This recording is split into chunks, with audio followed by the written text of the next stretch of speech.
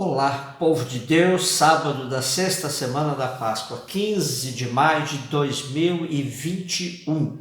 A nossa reflexão de hoje é a partir de Atos 18, 23, 28 e de João 16, 23, 28. Paulo permaneceu algum tempo em Antioquia e em seguida ele partiu de novo percorrendo sucessivamente as regiões da Galácia e da Frígia, fortalecendo os discípulos. Chegou a Éfeso um judeu chamado Apolo, natural de Alexandria. Era homem eloquente, versado nas escrituras e fora instruído no caminho do Senhor, falava com fervor de espírito e ensinava com exatidão a respeito de Jesus, embora conhecesse somente o batismo de João. Começou, pois, a falar na sinagoga com convicção. E como Priscila e Áquila o ouvissem, levaram-no consigo e expuseram-lhe mais profundamente o caminho do Senhor. Como ele quisesse ir a Acaia, os irmãos animaram-no e escreveram aos discípulos que o recebessem bem. A sua presença em Corinto foi, pela graça de Deus, de muito proveito para os que haviam crido, pois com grande veemência refutava publicamente os judeus, provando pelas escrituras que Jesus era o Messias. Apolo se destacou tanto na evangelização que mesmo Lucas, tendo Paulo como seu protagonista, não pôde deixar de falar dele. Pelo informe que temos na primeira carta aos Coríntios, o sentimento de Paulo por Apolo foi de admiração e precaução. Admiração pela sua eloquência e colaboração com a missão, precaução exatamente pelo mesmo motivo. Ou seja, a eloquência de Apolo tinha muitas características de empolgação carismática que Paulo sempre viu como um perigo a rondar as comunidades. Em todo caso, Lucas, redigindo os Atos dos Apóstolos, arranjou um meio de apresentar Apolo como dependente de Paulo, ainda que ele tenha chegado ao cristianismo pelo batismo de João e não pela pregação de Paulo.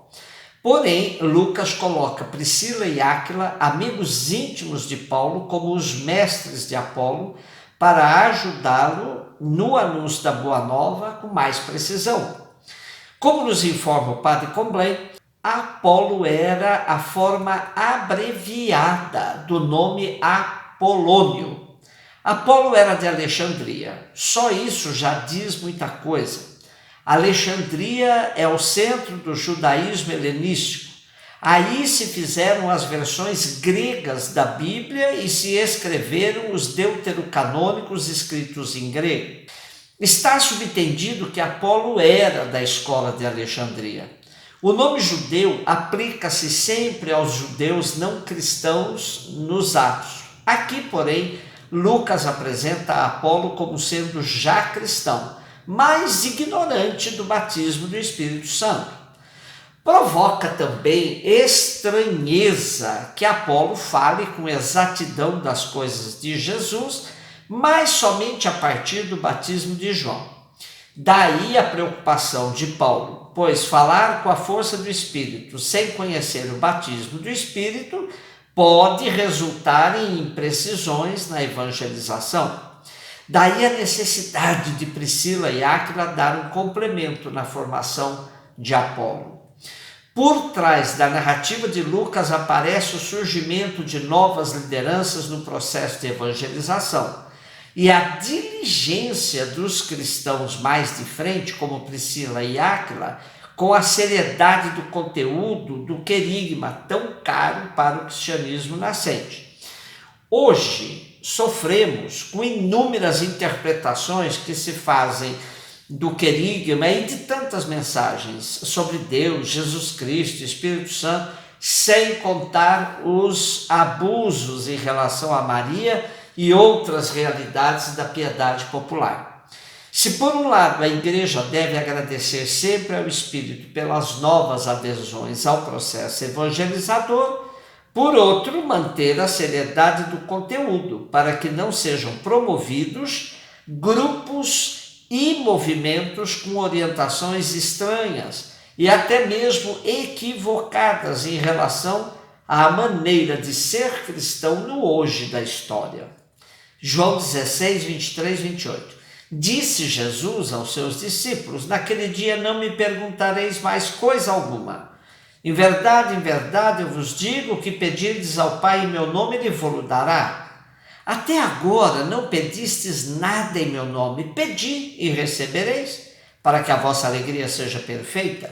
Disse-vos estas coisas em termos figurados e obscuros. Vem a hora em que já não vos falarei por meio de comparações e parábolas, mas vos falarei abertamente a respeito do Pai. Naquele dia pedireis em meu nome, e já não digo que rogarei ao Pai por vós, pois o mesmo Pai vos ama, porque vós me amastes e crestes que saí de Deus. Saí do Pai e vim ao mundo, agora deixo o mundo e volto para junto do Pai. Ao dizer aos discípulos, naquele dia não me perguntareis mais coisa alguma, Jesus deixa claro que percebe a falta de compreensão dos discípulos sobre o que ele vem anunciando em seu discurso de despedida. Ele percebe a confusão que toma conta dos discípulos, daí que garante que mais tarde eles entenderão.